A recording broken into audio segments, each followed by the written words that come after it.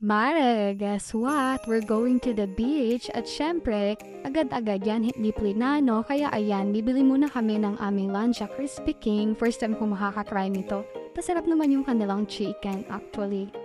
Kasi pag pinaplan, minsan hindi natutuloy kaya kung kailan naisipan, tsaka na lang pupunta agad-agad ganyan.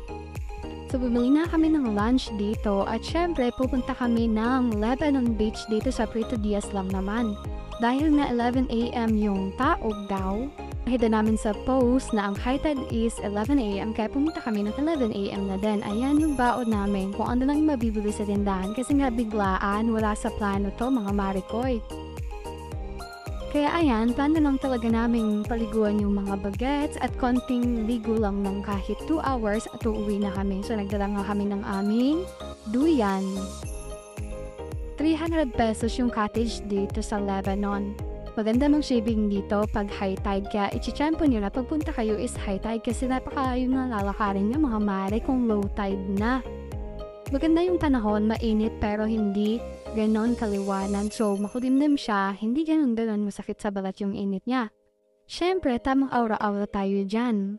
Dahil nga Sunday, napakaraming tao lahat, punong-puno yung mga cottages. Thank you na lang dito dahil meron pa kaming cottages na naabutan na bakante dahil nga sa alas 11 na ng umaga na dumating kami.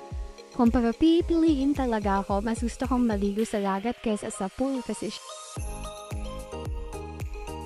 4 adults lang nga kami at 3 bagets yung kasama namin. Pag-uwi nga namin ay sa bahay na kami nagbanlaw dahil wala namang matinong banlawan doon. Meron nga dong gripo pero hindi naman natulo kaya sa bahay na kami nag-shower.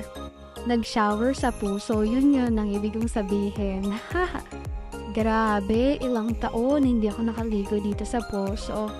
Sobrang sarap kasi press ko yung hangin, press ko yung tubig, ang lamig-lamig sa mainit na panahon is bagay na bagay talaga.